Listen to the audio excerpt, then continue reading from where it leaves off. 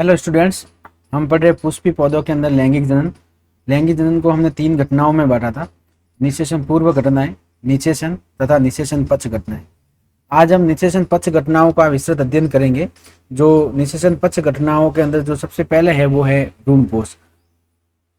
हमने पिछली क्लास के अंदर दोहरा निषेचन पढ़ा था और दोहरे निषेचन के अंदर हमने देखा था कि भ्रूण कोश की जो केंद्रीय कोशिका है, जिसके अंदर 2 केंद्रक उपस्थित होंगे, वहाँ एक नरयुग्मक आकर जुड़ जाता है और त्रिसंलयन के परिणाम स्वरूप प्राथमिक भ्रूणपोष कोशिका का निर्माण होता है। इसको ध्यान से समझना कि दोहरा निषेचन के अंतर्गत त्रिसंलयन के द्वारा प्राथमिक भ्रूणपोष कोशिका का निर्माण होता है। ये जो बनने वाली जो प्राथमिक भ्रूणपोष कोशिका है वो त्रिगुणित होती है, 3x होगी, ट्रिप्लॉइड होगी। तो ये जो प्राथमिक भ्रूणपोष कोशिका त्रिसंलयन द्वारा बनती है और इसके अंदर लगातार अब समसूत्री विभाजन शुरू हो जाएंगे। लगातार बार बार समसूत्री विभाजन होते रहेंगे और जिसकी वजह से अंत के अंदर एक भ्रूणपोष बनता है। तो ये आपको अच्छी तरह से याद रखना है, अंत के अंदर ये प्राथमिक भ्रूणपोष कोशिका से भ्रूणपोष का निर्माण होगा, भ्रूणपोष बनेगा। इस भ्रूणपोष के अंदर अनेक कोशिका होगी। इस प्रकार से अनेक कोशिकाएं देखने को मिलेगी अपने को। इस भ्रूणपोष के अंदर बहुत सारी कोशिकाएं अपने को अंत के अंदर देखने को मिलती है। अब ये जो भ्रूणपोष होगा ये क्या काम करेगा? तो कल की क्लास के अंदर हमने देखा था कि ये जो भ्रूणपोष है भ्रूण को पोषण देने का कार्य करता है। भ्रूण को पोषण देने का कार्य, बहुत ही अच्छा क्वेश्चन है। भ्रूण को पोषण देने वाली संरचना कौन सी है? तो वह भ्रूणपोष है। क्या हुआ? त्रिसंलयन के दौरान जो प्राथमिक भ्रूणपोष कोशिका बनी थी उसके अंदर लगातार बार बार समसूत्री विभाजन होंगे और समसूत्री विभाजन के द्वारा अंत के अंदर भ्रूणपोष का निर्माण होगा और ये जो भ्रूणपोष होगा वो भ्रूण को पोषण देने का कार्य करता है। भ्रूण से पहले ये बनता है ताकि भ्रूण जब बनने लग जाए तो उसको बराबर मात्रा में पोषण मिलता रहे। तो ये जो भ्रूणपोष है वो विकास की दृष्टि से 2 प्रकार का होता है। अलग अलग पौधों के अंदर ये अलग अलग प्रकार का इसका विकास होगा। तो भ्रूणपोष 2 प्रकार का होगा विकास की दृष्टि से। तो विकास की दृष्टि से ये 2 प्रकार का होगा। नंबर फर्स्ट हो जाएगा मुक्त केंद्रकीय भ्रूणपोष। तो ध्यान से समझोगे आप। पहला जो प्रकार है भ्रूणपोष का वो है मुक्त केंद्रकीय भ्रूणपोष, फ्री न्यूक्लियर एंडोस्पर्म। और दूसरा जो भ्रूणपोष का प्रकार है वो है कोशिकीय प्रकार, कोशिकीय भ्रूणपोष। ये हम भ्रूणपोष के प्रकार को पढ़ रहे हैं और 2 प्रकार का होगा। तो सबसे पहले है केंद्रकीय भ्रूणपोष। अब ये विकास की दृष्टि के आधार पर भ्रूणपोष है। अब केंद्रकीय भ्रूणपोष में क्या होगा? मुक्त केंद्रकीय भ्रूणपोष। अब इसके अंदर अपन देखेंगे तो जो प्राइमरी एंडोस्पर्म सेल बनी थी ट्रिपल फ्यूजन के द्वारा, त्रिसंलयन के द्वारा जो प्राथमिक एंडोस्पर्म सेल बनी थी उसके अंदर समसूत्री विभाजन होना शुरू हो जाएंगे। पहला समसूत्री विभाजन हुआ, फर्स्ट मैं शॉर्ट में लिख लेता हूँ, फर्स्ट माइटोसिस। पहला समसूत्री विभाजन हुआ, 2 केंद्रक बन गए। फिर सेकंड वाला समसूत्री विभाजन हुआ, 2 से 4 केंद्रक बन गए। फिर तीसरा समसूत्री विभाजन हुआ तो 8 केंद्रक बन जाएंगे। हम जानते हैं कि समसूत्री विभाजन के अंदर 2 केंद्रक बनते हैं। तो बार बार यहाँ पर समसूत्री विभाजन होगा और ये जो समसूत्री विभाजन केवल केंद्रक के अंदर हो रहा है।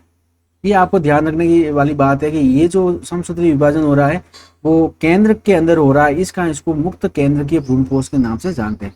जब पर्याप्त मात्रा के अंदर बहुत लगातार बार बार जब विभाजन हो जाएंगे तो एक कोशिका के अंदर, इस प्राथमिक भ्रूणपोष कोशिका के अंदर बहुत सारे केंद्रक का निर्माण हो जाएगा। उसके बाद में अंत के अंदर क्या हो जाएगा? ये सारे के सारे जो केंद्रक है वो इस कोशिका के, भ्रूणपोष कोशिका की परिधि पर व्यवस्थित हो जाएंगे। सारे के सारे जो केंद्रक है इस प्रकार से भ्रूणपोष की परिधि पर व्यवस्थित हो जाएंगे। तत्पश्चात इसके चारों तरफ कोशिका भित्ति का निर्माण शुरू हो जाता है। तो ये आपको कोशिका भित्ति तो बनेगी। अब ये बहुत सारी कोशिकाओं का निर्माण हो गया। तो ये आपको थोड़ा ध्यान रखना है कि प्रारंभ के अंदर केवल केंद्रक के अंदर लगातार समसूत्री विभाजन हो रहा है और समसूत्री विभाजन होने की वजह से बहुत सारे केंद्र का निर्माण हो जाएगा और उसके बाद सारे के सारे जो केंद्रक है वो परिधि पे आ जाएंगे और उसके बाद उन सभी केंद्र के चार और कोशिका भित्ति का निर्माण होने लग जाएगा और अब अनेक कोशिकाओं युक्त एक भ्रूणपोष बनता है। ये फाइनली हमारे पास में एक भ्रूणपोष बन गया जो बहुत सारे कोशिकाएं युक्त है। तो ये ऐसा जो भ्रूणपोष होगा उस भ्रूणपोष को अपन मुक्त केंद्र के भ्रूणपोष के नाम से जानते हैं।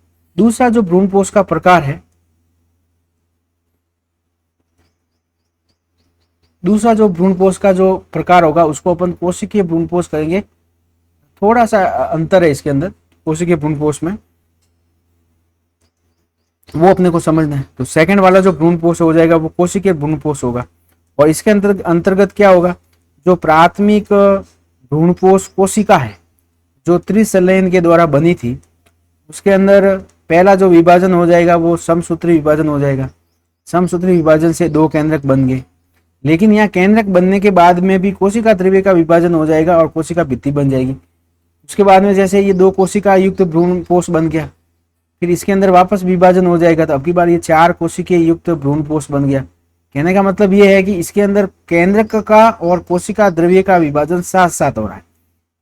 और ऊपर वाले के अंदर अपन देखें तो केवल पहले केंद्रक का विभाजन हो रहा है और बाद अंत में अंदर पर्याप्त मात्रा में जब केंद्रक बन जाएंगे फिर कोशिका भित्ति का निर्माण होगा। तो यहाँ पर कोशिकीय भ्रूणपोष के अंदर केंद्र का विभाजन और कोशिका द्रव्य का विभाजन साथ साथ होता है। इस प्रकार कोशिकीय भ्रूणपोष के अंदर केंद्रक व कोशिका द्रव्य का विभाजन साथ साथ होगा और अंत के अंदर हमारे पास में अनेक कोशिका युक्त भ्रूणपोष बन जाएगा। तो ये दो प्रकार का भ्रूणपोष पाया जाएगा। विकास की दृष्टि से भ्रूणपोष दो प्रकार का होगा। तो बनने वाला अब वो उसका निर्माण कैसे हो रहा है उसके आधार पर इसको अपन मुक्त केंद्र के व कोशिकीय भ्रूणपोष के अंदर बांटते हैं। अब यहाँ पर अपने को एक ध्यान रखना है कि जो नारियल है, कच्चा जो नारियल होगा जिसका पानी हम पीते हैं, तो जो नारियल का जो पानी है वो एक प्रकार का मुक्त केंद्र की भ्रूणपोष है। नारियल का जो पानी है वो अपने को याद रखना कि ये जो नारियल का जो पानी होगा वो मुक्त केंद्र की भ्रूणपोष का एग्जाम्पल है। अब धीरे धीरे ये मुक्त केंद्र की भ्रूणपोष कोशिकीय भ्रूणपोष में बदलता रहेगा, जिसकी वजह से जो सफ़ेद गिरी है, जो सफ़ेद कलर की जो गिरी रहेगी नारियल के अंदर, जिसको अपन मलाई भी बोलेंगे, तो वो जो सफ़ेद गिरी जो होगी वो कोशिकीय भ्रूणपोष है।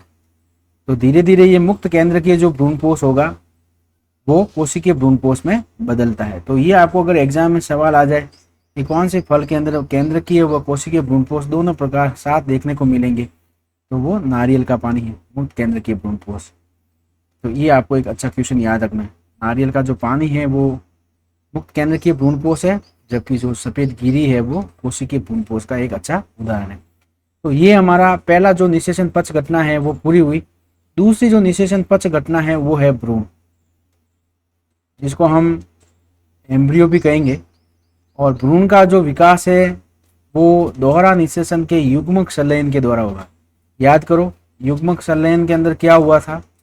युग्मक संलयन के अंदर एक जो नर युग्मक था, फर्स्ट जो मेल गैमीट था वो फीमेल गैमीट से जुड़ा था, मादा युग्मक से जुड़ा था, और जुड़ने के बाद में जो पहली जो संरचना बनी थी वो जाइगोट या युग्मनज थी, युग्मनज बना था।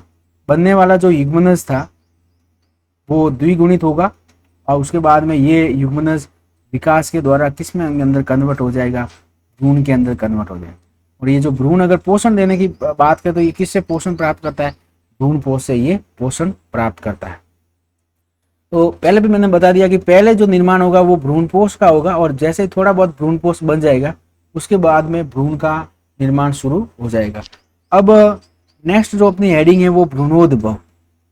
आपको ये पता तो चल गया कि भाई युग्मक संलयन के द्वारा पहले युग्मनज बनेगा, उसके बाद में वो युग्मनज धीरे धीरे विकास के द्वारा भ्रूण के अंदर बदलता है। तो नेक्स्ट है भ्रूणोद्भव, एम्ब्रियोजेनेसिस। क्या होगा एम्ब्रियोजेनेसिस?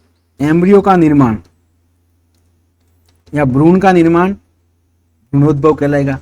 किससे होता है भ्रूण का निर्माण? तो युग्मनज से होगा। युग्मक संलयन के द्वारा जो युग्मनज बना था उसके अंदर बार बार समसूत्री विभाजन होंगे और अंत के अंदर ये किसके अंदर बदल जाता है? भ्रूण के अंदर बदल जाता है, ये द्विगुणित भ्रूण बन जाएगा। तो युग्मनज से भ्रूण बनने की जो क्रिया होगी उसको अपन भ्रूणोद्भव कहा जाता है। अब ये जो युग्मनज है अपन जानते हैं ये अपने आप में एकल कोशिका है। ये युग्मनज का बहुत ही अच्छा क्वेश्चन याद रखना, युग्मनज एकल कोशिका है और साथ साथ ये द्विगुणित कोशिका है। तो युग्मनज एक एकल व द्विगुणित कोशिका है, ये अपने को थोड़ा याद रखना है, द्विगुणित कोशिका है। युग्मनज के बारे में सत्य कथन है, यह युग्मक संलयन के दौरान बनता है, यह एक एकल कोशिका है तथा यह द्विगुणित कोशिका है, या उपरोक्त सभी। तो ये उपरोक्त सभी इसका आंसर हो जाएगा। तो युग्मक संलयन का परिणाम है एकल कोशिका है और ये द्विगुणित कोशिका है। चलो सर, उसके बाद में अगर अपन बात करके भाई ये भ्रूणोद्भव भले मोनोकॉट्स हो, एक बीजपत्री पौधे हो या फिर डाइकॉट्स, द्विबीजपत्री पौधे हो, मोनोकॉट्स व डाइकॉट्स, एक बीजपत्री और द्विबीजपत्री दोनों पौधों के अंदर इसकी जो भ्रूणोद्भव की जो प्रारंभिक अवस्था है वो प्रारंभिक अवस्था समान रहती है। प्रारंभ का जो भ्रूण का विकास है वो बिल्कुल क्या रहेगा? समान रहेगा, तो अलग अलग नहीं होगा। प्रारंभिक जो विकास की जो अवस्था है वो दोनों के अंदर समान देखने को मिलती है। अब देखो, जब भी कोई भी भ्रूण युग्मनज है, अब वो भ्रूण के अंदर जब बदलता है तो अलग अलग प्रकार के भ्रूण का निर्माण होगा। तो युग्मनज से जो पहला जो भ्रूण की अवस्था बनेगी या पहला जो भ्रूण बनेगा वो प्राक भ्रूण कहलाता है, प्रो एम्ब्रियो कहलाएगा। प्राक भ्रूण के बाद में वह गोलाकार भ्रूण के अंदर बदल जाएगा। फिलहाल 12th क्लास के अंदर अपने को केवल इनके नाम याद रखने हैं, ये कौन कौन सी कैसे बनता है गोलाकार भ्रूण, वो बड़ी क्लास के अंदर आप पढ़ोगे। फिलहाल अपने को केवल इनके स्टेप याद रखना है कि भाई युग्मनज से पहला बनने वाला भ्रूण कौन सा हो जाएगा? प्राक भ्रूण। प्राक भ्रूण से ये जो भ्रूण होगा वो किसके अंदर बदलेगा? गोलाकार भ्रूण बनेगा। गोलाकार के बाद में जो भ्रूण होगा वो कैसा हो जाएगा?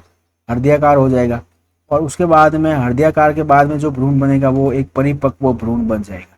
तो ये भ्रूण विकास की विभिन्न अवस्थाएं हैं, विभिन्न अवस्थाओं में भ्रूण का आकार कैसा होगा तो ये आपको अच्छी तरह से याद रखना है। ये सही क्रम आपको पूछ सकते हैं कि पहला बनने वाला भ्रूण प्राक भ्रूण, सेकंड वाला गोलाकार, तीसरा हृदयाकार और चौथा जो लास्ट में बनेगा वो कौन सा हो जाएगा? परिपक्व भ्रूण हो जाएगा। चलो सर, तो यहाँ पर अपन आज पढ़ेंगे द्विबीजपत्री भ्रूण की संरचना की। एक द्विबीजपत्री पौधों के अंदर जो परिपक्व भ्रूण है वो कैसा दिखाई देगा। अच्छे एग्जाम में ये अच्छा क्वेश्चन है, पूछते हैं द्विबीजपत्री भ्रूण की संरचना कि डाइकोट्स प्लांट जो होंगे उनके अंदर जो परिपक्व भ्रूण होगा वो कैसा दिखाई देगा।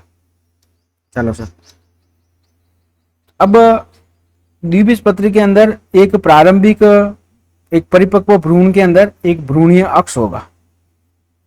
जैसे मैं यहाँ बना दूं, ये भ्रूणीय अक्ष है और इस भ्रूणीय अक्ष से दो बीजपत्र निकलते हैं। इस प्रकार से ये एक बीजपत्र ये हो जाएगा, एक बीजपत्र ये हो जाएगा। क्योंकि भ्रूण में भ्रूणीय अक्ष से दो बीजपत्र निकलते हैं या भ्रूण में दो बीजपत्र पाए जाते हैं, इस कारण इन पौधों को भी अपन द्विबीजपत्री के नाम से जानते हैं। एक बीजपत्री के अंदर भ्रूणीय अक्ष से लगा हुआ केवल एक बीजपत्र होगा तो वो एक बीजपत्री पौधे कहलाते हैं। ये जो मैंने बनाए हैं वो बीजपत्र है। चलो, अब ये भ्रूणीय अक्ष, ये जो भ्रूणीय अक्ष के ऊपर वाली जो प्रोटीन है जहां से बीजपत्र लगे हुए हैं, ये बीजपत्र जो लगे हुए हैं उसके ऊपर वाली ये वाली जो प्रोटीन है उसको अपन एपिकोटाइल के नाम से जानते हैं। एपिकोटाइल बिल्कुल सिंपल सा स्ट्रक्चर है द्विबीजपत्री भ्रूण का। तो भ्रूणीय अक्ष या बीजपत्र के ऊपर वाली जो प्रोटीन है, भ्रूणीय अक्ष की बीजपत्र से ऊपर वाली प्रोटीन, ये वाली जो प्रोटीन है वो एपिकोटाइल के नाम से जानते हैं। और बीजपत्र के नीचे वाली जो प्रोटीन है, बीजपत्र स्तर से ये जो नीचे वाली जो प्रोटीन है उसको अपन हाइपोकोटाइल के नाम से जानते हैं। हाइपो का मतलब होता है नीचे, तो बीजपत्र स्तर से नीचे वाली प्रोटीन हाइपोकोटाइल है और बीजपत्र स्तर से ऊपर वाली प्रोटीन एपिकोटाइल है। अब एपिकोटाइल का जो शीर्ष भाग होगा, ये वाला जो शीर्ष भाग है उसको अपन प्रांकुर के नाम से जानते हैं। प्रांकुर कहेंगे।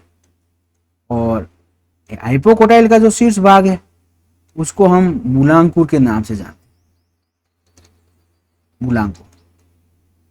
और हम जानते हैं कि ये मूलांकुर आगे चलकर मूल भाग बनाएगा, मूल तंत्र का विकास करेगा। और ये जो प्रांकुर है वो आगे चलकर प्रोभाग का निर्माण करेगा। द्विबीजपत्री भ्रूण की संरचना को वापस अपन देखेंगे कि द्विबीजपत्री भ्रूण के अंदर एक भ्रूणीय अक्ष होगा। इस भ्रूणीय अक्ष से दो बीजपत्र निकलते। तो बीजपत्र के, चूंकि दो बीजपत्र निकल रहे, इस कारण इसको अपन द्विबीजपत्री भ्रूण कहेंगे। और बीजपत्र इस तरह से ऊपर वाली जो प्रोटीन होगी वो क्या कहलाती है? एपिकोटाइल कहलाएगी। एपिकोटाइल का जो शीर्ष भाग है वहां पर क्या स्थित होता है? प्रांकुर स्थित होता है। और ये प्रांकुर आगे चलकर कौन से भाग का निर्माण करेगा? प्रोभाग का निर्माण करता है। सेम इसी प्रकार भ्रूणीय अक्ष बीजपत्र के नीचे वाली जो प्रोटीन होगी वो हाइपोकोटाइल कहलाएगी। और इसका जो शीर्ष भाग होगा वो क्या कहलाएगा? मूलांकुर कहलाएगा। और मूलांकुर आगे चलकर मूल तंत्र का निर्माण करते हैं। ये इस प्रकार से ये एक द्विबीजपत्री भ्रूण की संरचना है। अब अपन नेक्स्ट पढ़ेंगे कि डाइकोट्स के बाद में मोनोकोट्स भ्रूण कैसा होगा। तो एक बीजपत्री भ्रूण की संरचना इससे भी सिंपल है, तो ये भी अपने को याद रखना, क्योंकि नाम ही एक बीजपत्री है, मोनोकोट्स है, तो एक बीजपत्र इसके अंदर पाया जाएगा। एक बीजपत्र होने के कारण इसका नाम एक बीजपत्री भ्रूण कहेंगे। चलो सर, अब इसके अंदर क्या होगा? एक बीजपत्री भ्रूण के अंदर एक बीजपत्र होगा और उस बीजपत्र को स्कूटेलम कहा जाता है। संख्या के अंदर एक बीजपत्र होगा और उस बीजपत्र को स्कूटेलम। तो आपको ध्यान रखना, एक बीजपत्री या घास परिवार के बीजपत्र को क्या कहा जाता है? ये बहुत ही अच्छा क्वेश्चन है। घास परिवार या एक बीजपत्री पौधों के बीजपत्र को क्या कहा जाएगा? तो उसको अपन स्कूटेलम के नाम से जानते हैं। अब इसके अंदर क्या होगा? जैसे ये एक भ्रूणीय अक्ष है, इसके अंदर भी अपन बात करें, ये एक मैं भ्रूणीय अक्ष बनाता हूं, ये जैसे एक भ्रूणीय अक्ष। इस भ्रूणीय अक्ष से एक बड़ा सा बीजपत्र निकलेगा। इस प्रकार से ये एक बीजपत्र है। ये जो मैंने बनाया वो एक बीजपत्र है, क्योंकि यहाँ पर एक ही बीजपत्र है। अब और ये वाली जो संरचना है वो क्या है? भ्रूणीय अक्ष है। सेम द्विबीजपत्री पौधों की तरह इसमें भी देखने को मिलेगा। अब जहां से ये जुड़ा हुआ है, ये बीजपत्र के स्तर की ये जो ऊपरी वाली जो प्रोटीन है उसको अपन वापस क्या बोलेंगे? एपिकोटाइल कहेंगे, एपिकोटाइल कहेंगे। और ये बीजपत्र स्तर के नीचे वाली जो प्रोटीन है, ये वाली जो प्रोटीन है, उसको अपन किस नाम से जानेंगे? हाइपोकोटाइल के नाम से जानेंगे, हाइपोकोटाइल। वही हाइपोकोटाइल का जो शीर्ष भाग होगा वो क्या कहलाएगा? मूलांकुर कहलाएगा। और ये मूलांकुर एक पत्तीनुमा संरचनाओं द्वारा घिरा हुआ होगा। मूलांकुर के आगे वाली जो संरचना है उसको अपन मूलांकुर चोल कहेंगे, मूलांकुर चोल। सेम एपिकोटाइल का जो शीर्ष भाग होगा वो प्रांकुर कहलाएगा। और प्रांकुर भी कुछ आद्य पर्ण जैसी संरचनाओं से घिरे हुए होंगे, जिसको अपन प्रांकुर चोल के नाम से जानते हैं, प्रांकुर चोल के नाम से। इस प्रकार ये सिंपल सा स्ट्रक्चर है। बीजपत्र, एक बीजपत्र होगा, बीजपत्र के स्तर से ऊपर वाली प्रोटीन एपिकोटाइल कहलाएगी, नीचे वाली जो प्रोटीन है वो हाइपोकोटाइल कहलाएगी। हाइपोकोटाइल का शीर्ष पर क्या स्थित होगा? मूलांकुर, जो किससे घिरा हुआ होता है? मूलांकुर चोल या कोलियोराइजा से घिरा हुआ होगा। एपिकोटाइल का शीर्ष क्या कहलाएगा? प्रांकुर कहलाएगा। और ये प्रांकुर चोल द्वारा घिरा हुआ होगा।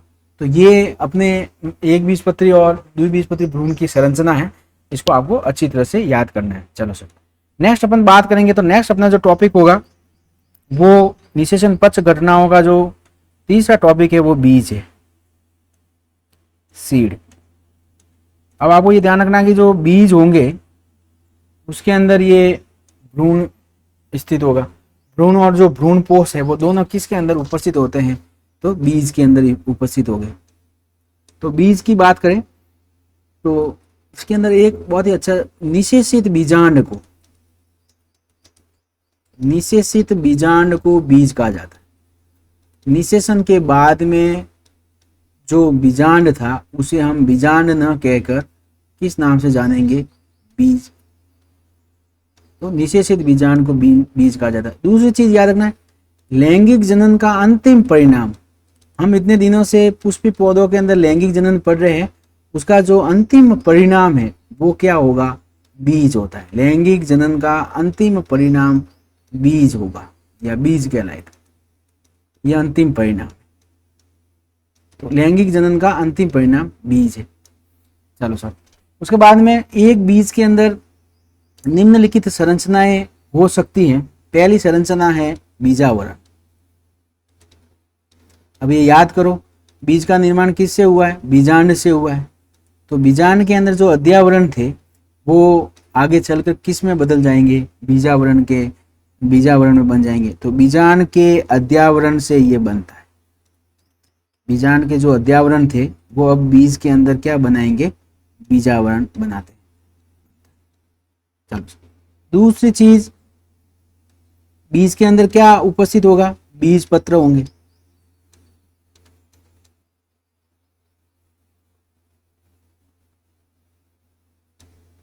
और भोजन भंडारण के कारण ये फूले हुए देखने को मिलेंगे। भोजन भंडारण के कारण फूले हुए होते हैं। जैसे चने के अंदर आपको स्पष्ट तौर पर 2 बीज पत्र नजर आते हैं, कारण फूले हुए। और किसके अंदर फूले हुए हैं? तो एग्जाम्पल आपको याद रखना, लेग्यूम बीज। चना सबसे अच्छा एग्जाम्पल है, आप उसके बीज पत्र को स्पष्ट तौर पे उसको देख सकते हैं, लेग्यूम। उसके अलावा बीज के अंदर एक भ्रूणीय अक्ष होगा, और भ्रूणीय अक्ष की 2 प्रोटीन होगी, एपिकोटाइल हो जाएगी और एक कौन सी हो जाएगी? हाइपोकोटाइल, जिसके शीर्ष भाग पर क्या पाए जाएंगे? मूलांकुर पाए जाएंगे।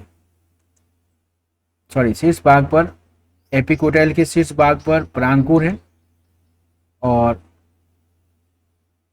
हाइपोकोटाइल के शीर्ष भाग पर मूलांकुर होगा। उसके बाद में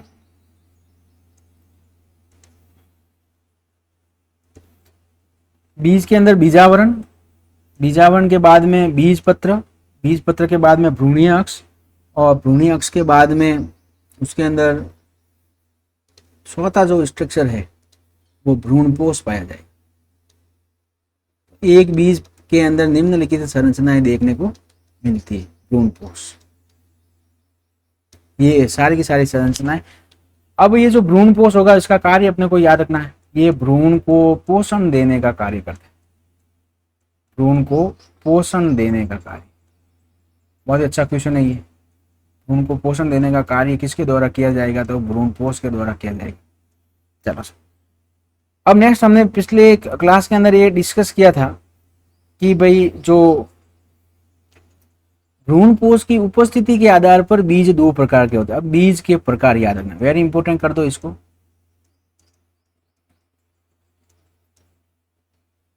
बीज के प्रकार, भ्रूणपोष की उपस्थिति के आधार पर बीज 2 प्रकार के होंगे।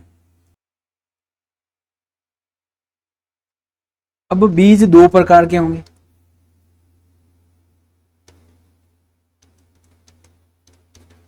पहला जो प्रकार है वो है अभ्रूणपोषी, अभ्रूणपोषी बीज।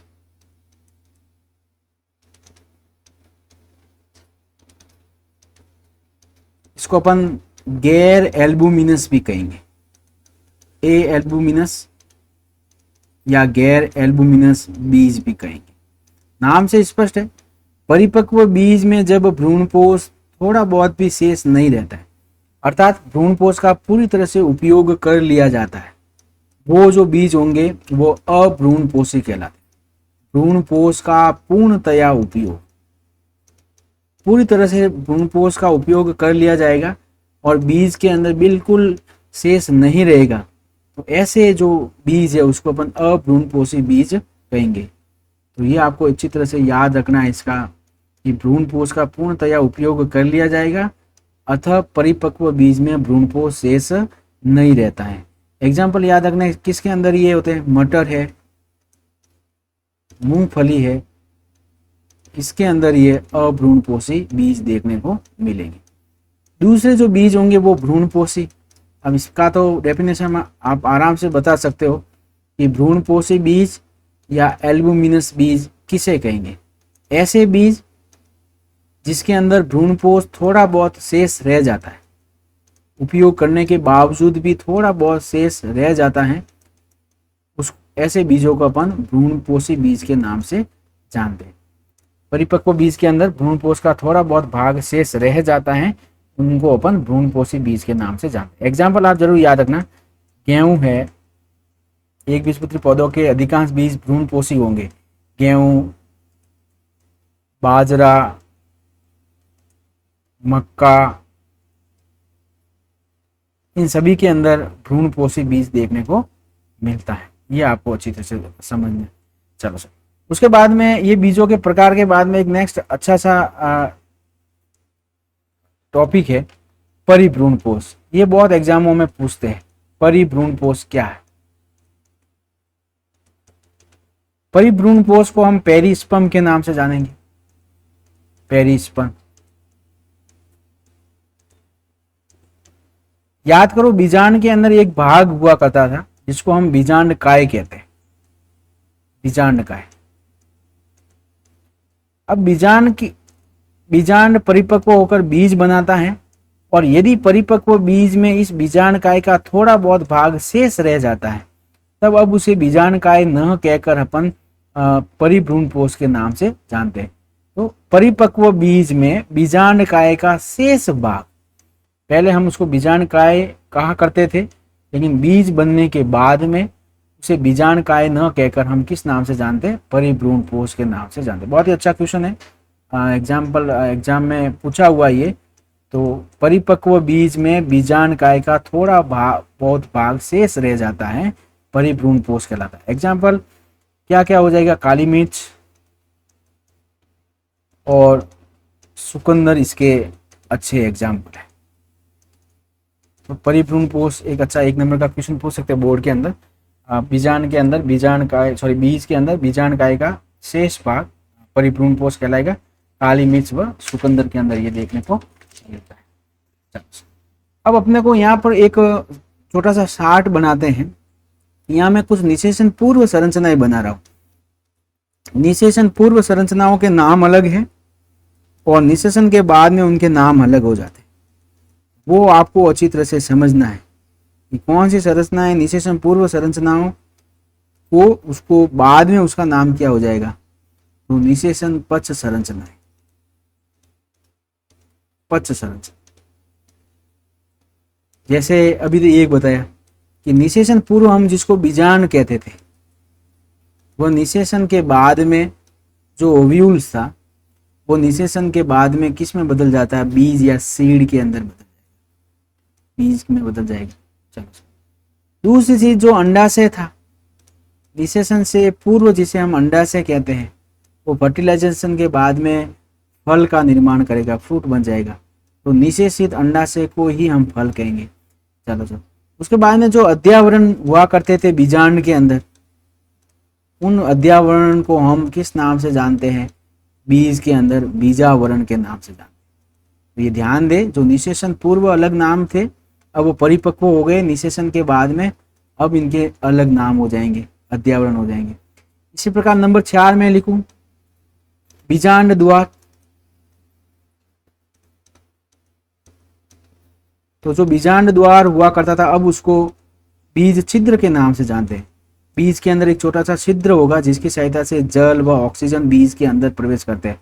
तो जो बीजांड द्वार हुआ करता था उसे हम बीज छिद्र के नाम से जानते हैं। नेक्स्ट अपन में बात करें अगर बीजांड काय है, अभी मैंने बताया था कि बीजांड के अंदर उसको अपन बीजांड काय कहते थे, और यदि वो बीज के अंदर थोड़ा बहुत शेष रह जाता है तब हम उसको परिभ्रूणपोष के नाम से जानते हैं। अभी कुछ ही समय पहले हमने इसको डिस्कस किया, परिभ्रूणपोष।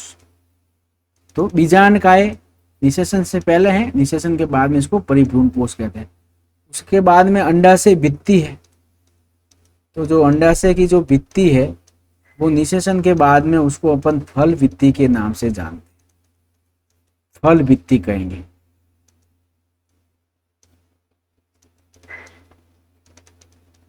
फल भित्ति कहेंगे, जिसको हम छिलके के नाम से भी जानते हैं। तो ये सारी घटनाएं अपने को याद रखनी है कि भाई बीजांड निषेचन से पहले बीजांड है, बाद में उसको अपन किस नाम से जानेंगे, बीज के नाम से। अंडाशय है वो निषेचन के बाद फल कहलाता है। अध्यावरण है वो निषेचन के बाद बीजावरण कहलाएंगे। जो बीजांड द्वार है वो निषेचन के बाद में बीज छिद्र कहलाएंगे। उसी प्रकार जो बीजांड काय है वो निषेचन के बाद में परिभ्रूण पोष कहलाते हैं। जो अंडाशय भित्ति है वो निषेचन के बाद में फल भित्ति के नाम से जानते हैं। चलो सर, अब नेक्स्ट